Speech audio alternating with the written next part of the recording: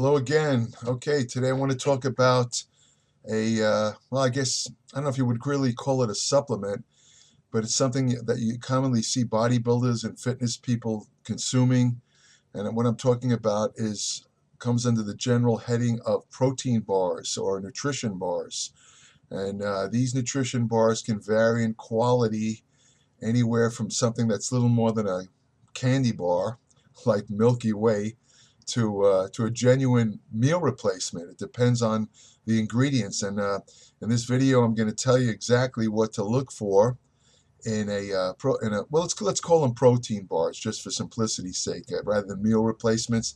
Although some of them are more protein bars than meal replacements. The difference being the meal replacement bar. If you look at the panel that lists the nutrient content, you'll see it has a pretty good assortment of not just protein, but vitamins and minerals.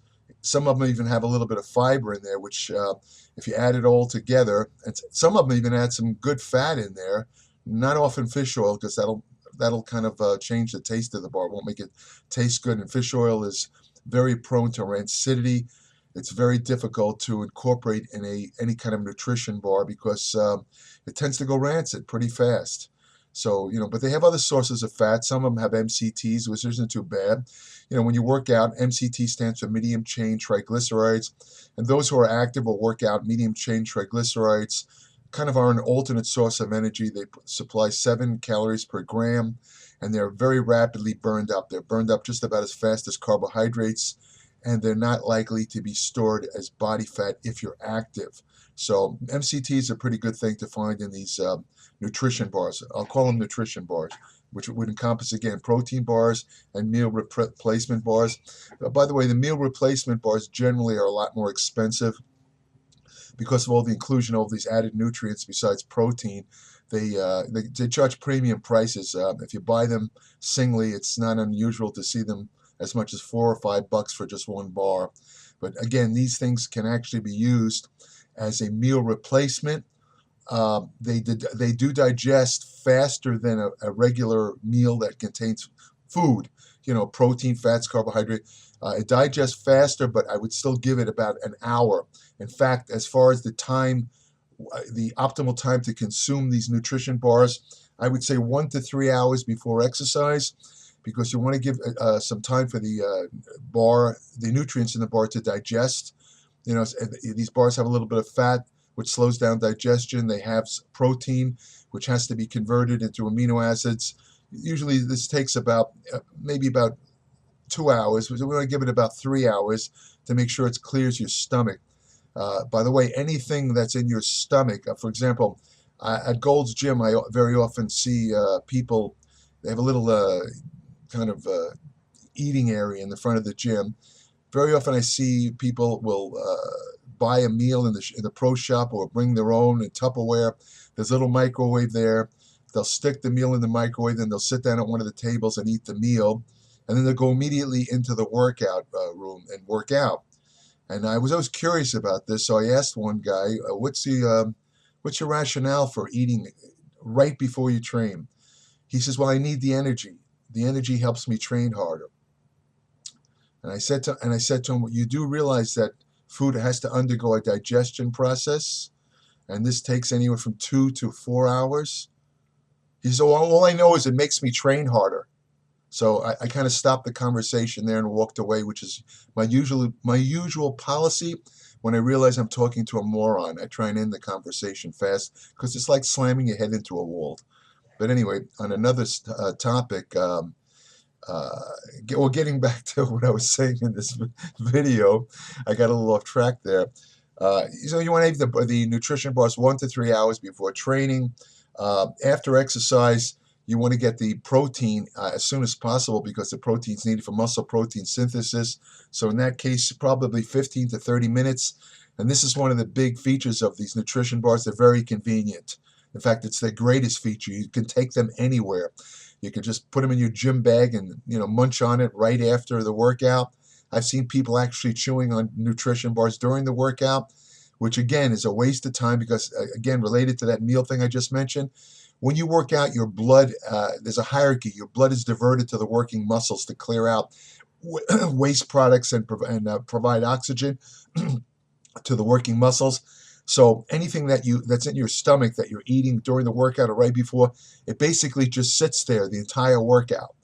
In some cases it can actually cause gastrointestinal problems and make you nauseous. So it's pointless to eat right before the workout or during the workout. Now you could consume fluids during the workout. Obviously water is fine. Some of these, let's say carb drinks, you can, as long as they're less than 8% carbohydrate, it won't give you any energy though unless your workout is more than 2 hours. You have enough glycogen in your muscles where drinking a so-called energy drink during your workouts is not going to do a damn thing because your muscles already have all the energy they need. It's more of a psychological thing, but it really won't hurt you if it's a fluid form, as long as it's not more than 8% carbohydrate. If it's more than 8% carbohydrate, the drink will actually prevent fluid uptake, and on a hot day, it can actually, instead of helping you stay hydrated, it can actually promote dehydration. So again, be careful about added sugars and that stuff. A little bit of fructose, by the way, in any kind of workout drink is good, as long as it's not a lot, because fructose and glucose, or fructose and another, let's say simple sugar, actually increases the uptake of carbohydrates. Normally you use 1 gram of carbohydrate per minute when you exercise, but when you take the carbohydrate drink with a little bit of added fructose, because you're using 2 different glucose carriers. Glucose uses GLUT4, fructose uses GLUT5. Because of that, I know it's a little technical, but because of that, you can actually absorb more carbohydrates if you actually include a little bit of fructose in a carb drink. That's a little tip for you. But of course, I'm talking now about nutrition bars, so let's get back to it. Like I say, they can be used for, they're very convenient. You can take it with you. I keep a couple of bars around in case I'm in a hurry. There's a lot of times where I just don't have time even to mix a protein drink, which only takes a couple of minutes, but sometimes I just have to move. I don't have time. I'll actually grab a protein bar and I'll just eat it while I'm driving. These protein bars, most of them have, and this is an important point, the protein bar should contain, if you're involved in bodybuilding, at least 20 grams of protein. Each protein bar should contain at least 20 grams of protein. That's about the ideal amount to maximize protein synthesis. And in fact, when you eat a meal, you want to take in 0.4 grams per kilogram of body weight, which comes out to about anywhere between 20 and 30 grams of protein, depending on your body weight. So a protein bar that contains 20 grams of protein actually is giving you your full complement of protein. And the source of protein in most high-quality bars is usually whey. Although here comes another warning. You have to look at the ingredients on the protein or the nutrition bars, because some of them will tout their protein content. It'll say on the bar high protein, and then you look at the protein, the source of the protein. It's soy protein. Soy protein it's not a bad protein. It's not an awful protein. All the things you hear about soy on the internet about raising estrogen and causing thyroid problems and gyno and all this crap. This is all based on eating a lot of soy. I'm talking a ton of soy. Small amounts of soy are harmless, but the problem from a bodybuilding perspective is that soy protein is not as good as animal-based protein, like milk protein, like whey, like casein. Soy protein tends to be taken up more by the internal organs rather than the muscles. So when you look at the ingredients on a protein bar, try and look for something, a higher quality protein like whey, casein, something like that. And if it's a soy-based protein, it's probably I wouldn't even bother. It's a waste of money if you're involved in bodybuilding. Don't bother with it. Now, so the other ingredients you want to look for are, you want to try and stick with natural ingredients. Some of the bars contain like fruit. Some of them contain dark chocolate. Dark chocolate is a good source of cocoa, which contains epicatechins, which are actually these epicatechins that are found in cocoa actually stimulate nitric oxide production. So they'll actually give you a better pump when you work out. So that the protein bars that contain dark chocolate actually will help you train harder. They'll help you with oxygen delivery to muscles, so you have less muscle fatigue. So that's what you want to. You want to, keep away from junk stuff in the bar. Like if you see something like hydrogenated vegetable oil, that's just a fancy term for what they call trans fats. This is the worst fat found in nutrition. It's garbage. It's basically a synthetic fat. Trans fats involve a manipulation of natural fat by adding hydrogen ions. Unfortunately, this changes the fat to a very dangerous form that's linked to cancer uh, and cardiovascular disease. Any bar that has hydrogenated fats, do not consume them. Do not consume them.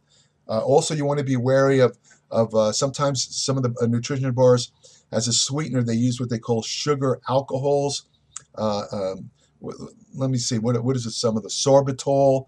I don't think you're going to find too much mannitol, but erythro something or other. I can't remember the name of it, but they end in OLs. If you see these elements that end in OLs, those are sugar alcohol, and I don't recommend them because if you eat a certain quantity, they're not really digested very well. Your enzymes can't really break them down.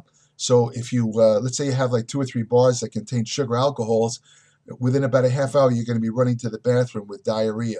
So sugar alcohol I don't recommend as an ingredient in bars. As I said, you want to look for keep away from stuff like cornstarch. That's just a cheap filler. Doesn't really do anything. It's some people wonder about artificial sweeteners. Look, the way the FDA decrees labels on food products is in order of content.